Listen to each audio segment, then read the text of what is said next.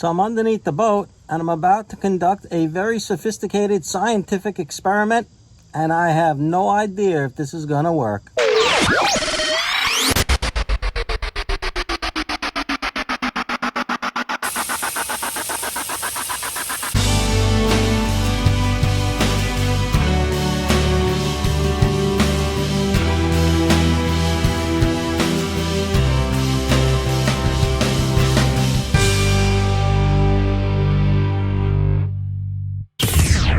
Hey everyone, Captain Leon from Captain Leon's Boating and More, and this inlet behind me, we get a lot of boats go out, but some of them get towed back in. If you own a Yamaha jet boat, or you're thinking about owning a Yamaha jet boat, it could happen to you. And if you're going to be towed back in, if you're coming back in under your own power with your one functional engine, you need to know the steps you need to take to not cause severe engine damage to the engine that's not running while being towed.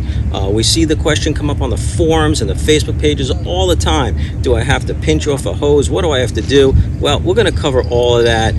We're gonna dive deep into this question here, and I'm going to go over how the water flows through your Yamaha jet engine, so at least you're familiar with that regardless. Hope you enjoy this video. Super important. Here we go. Okay, so here we are at the business end of the boat. I am now going to go over with you the way water flows through our engines. This is essential. Any interruption in the flow of cool water through your engine is going to ruin your day. You are going to overheat. So what I'm about to share is going to answer a lot of questions for a lot of folks, and I'll do the best I can here to cover exactly how the water flows. So we know water is pushed from our impeller through the jet pump housing. We all know that provides the propulsion to get us where we want to go. But ingeniously, the Yamaha engineers have put an inlet screen within the jet pump to be able to suck some of that water that's rushing through the jet and force it through the engine for cooling purposes. So these engines do not have a water pump. It's really just the pressure of the water moving through the jet pump that forces its way into the engine for cooling. So let's explore that. So when we look into the jet pump area, in the center of your screen, you will see a white inlet, and here it is here. I'm putting my pointer right on it. This is the inlet screen, okay? This is exactly where all the water is picked up from that enters into your engine for cooling purposes. This screen should be periodically checked and cleaned. If there is debris in there, it can impact the flow of water entering your engine for cooling purposes. All right, so let's see now where this water goes after it enters this screen. All right, so we are now looking at the left side of the jet pump, and we can see this is the other side of that white inlet screen. We have the 4 bolts right here, which can be removed if you're going to do an inspection of this screen. Just make sure you put it all back together the same way. There is a little rubber gasket in there, but that's where the water is picked up from. And when we look just beyond that and we see this little metal channel here, here is where the water is forced back into the engine from the jet pump, and that is the first step in getting our cooling water into the engine. Let's pick it up from here. All right, so for us to see where the water flows next, it's going to be essential that we take a look down into the bilge area. On my boat, I have arranged it in a way that I could remove this access panel very quick, very easily. I have twist clamps that hold the 2 hose connections underneath, and then I have here a system with a foam rubber seal that allows me to easily remove these screws and remove this hatch anytime I want for inspection purposes. I do have an entire video that covers how I improved upon this deck hatch. I know it looks clean and brand new.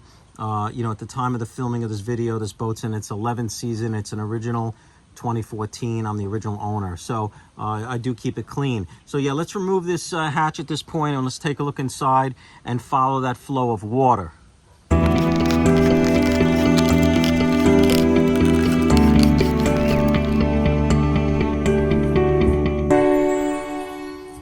All right, so that took no time at all.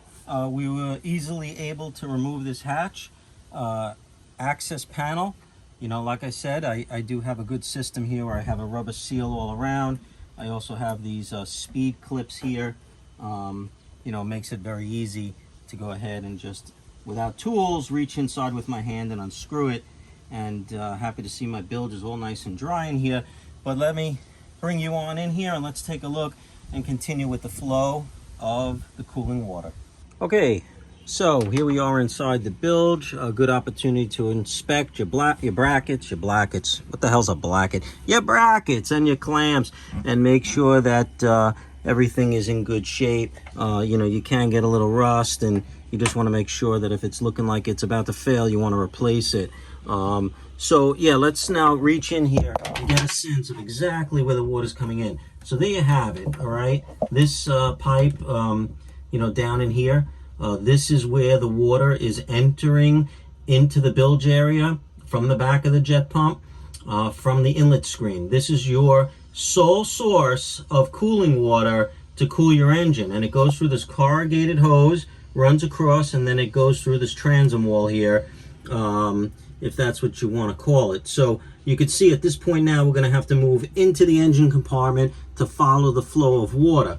When we talk about an emergency tow situation and the need or potential need, which we'll cover in a bit, to clamp off that line, basically what we want to do is consider that some folks have put in a tow valve in this area here where they could reach in and flip the lever and cut off the flow of water. But if we're just talking about clamping it off in an emergency situation, that's an easy thing to do, and we could do that right from alongside the engine. Let's go take a look at that now. Okay, so we will pick it up here to discuss the rest of the flow of the water.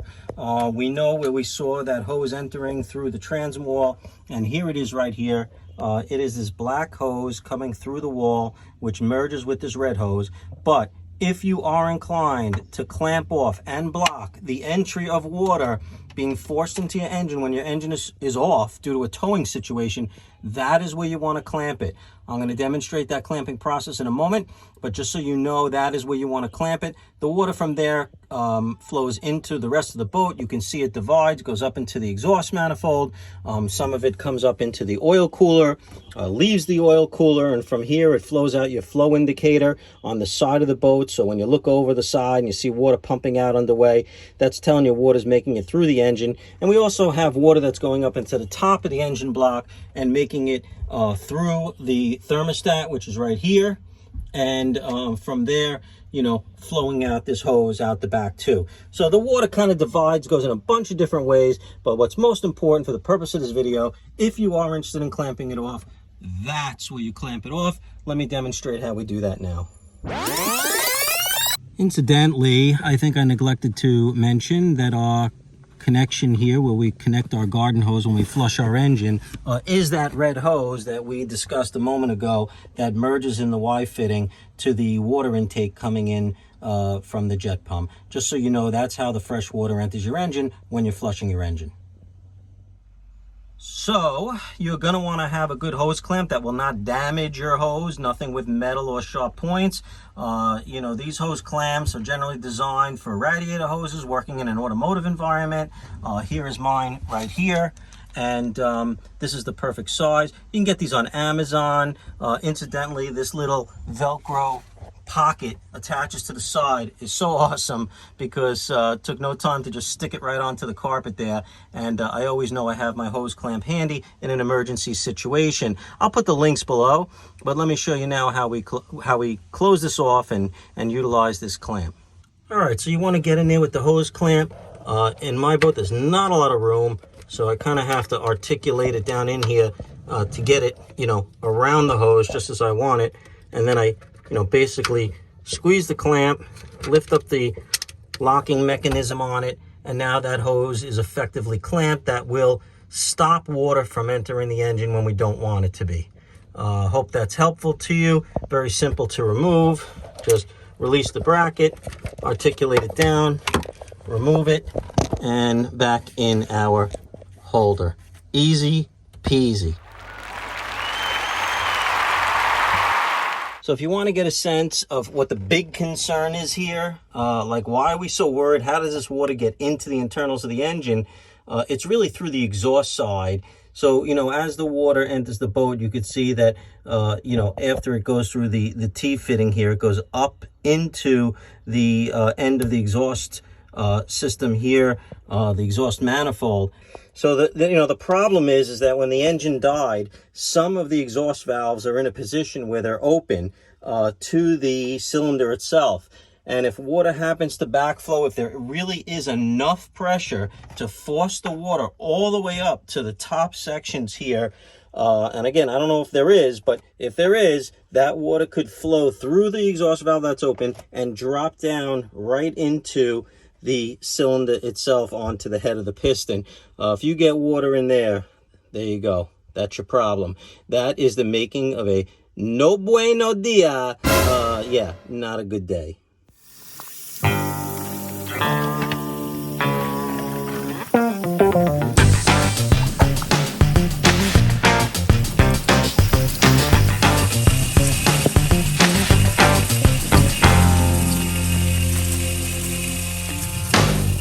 All right, so we try to replicate water rushing through the jet pump when in fact the impeller is not spinning. That would be the situation when your engine is disabled or your jet pump is disabled and you're being towed. Will the water come through with enough force to make its way up into the inlet screen to potentially cause damage to your engine? I guess maybe. I mean, it does look like the water flows through pretty quickly, and if you're being towed faster than Yamaha recommends you be towed, which we know to be obviously very slow, if you're being towed fast, you could force some water into that inlet screen unnecessarily. Another theory and point worth discussing is if we take the you know, directional controller bucket here, right, and if we were to lower it down to prevent water from coming through, will that create more pressure to allow it to go up into the inlet screen? Possibly, because you're blocking off this exit point. Although it is open in the bottom, we know that. So maybe it's better if you are being towed to leave this up and open so any water coming through could flow out more easily. I don't know. I honestly don't know. I mean, I don't know what would be better. But really what we're talking about here is whether or not you want to clamp off that hose as added protection, you know, belt and suspenders, as they say, and this is going to be your call. Okay, so where do we begin? Well, if you're one of the thousands of subscribers to my channel, you know my motto. Captain Leon says, when in doubt, get the manual out. So here we are with the manual, and let's see what it says regarding towing the boat. And of course, we have some of the basics. You need to have appropriately sized tow rope. Boat should only be towed if it becomes inoperative, etc., etc. Tow the boat using the bow eye only. But here is what we're after. Notice, do not tow the boat at speed fast enough to leave a wake, which is approximately 5 miles per hour. These next words are kind of scary. Severe engine damage could result because water can flood the non-operating engine through the water intake. All right, so is going slow enough? Well, probably, but can you always go slow? I had a personal experience being towed at one instance where I had a really hard time getting the tow operator to keep it under 5 miles per hour. I don't know, maybe he had like a barbecue to get to, but the guy was like hauling, and I'm like, dude, you gotta slow down here because you could damage my engine. So that's where these extra steps may be beneficial and something you want to do. All right, that's going to bring a conclusion to this video. Are we going to clamp that hose off or are we not? We know the manual doesn't call for it. Guess what? I'm going to do it, and I'm going to tell you why. A new engine, $15,000. A hose clamp, $5. Pretty cost effective, very cheap, and important, perhaps very important, means of extra protection so that you don't damage your engine. That's my choice. You do what you want. I just hope this video was educational. I hope you learned something to help you make a decision yourself. I have been making videos for many years at this point, and I have dozens and dozens of Yamaha related videos. If you like this content, please subscribe to my channel. Hit that notification bell so you'll be notified of all upcoming boating videos, other great YouTube channels, Boating Propless, my buddy Mike, excellent channel, and others too. So thank you for watching. I welcome any comments below, and I wish everybody a healthy and happy boating season. Captain Leon signing off.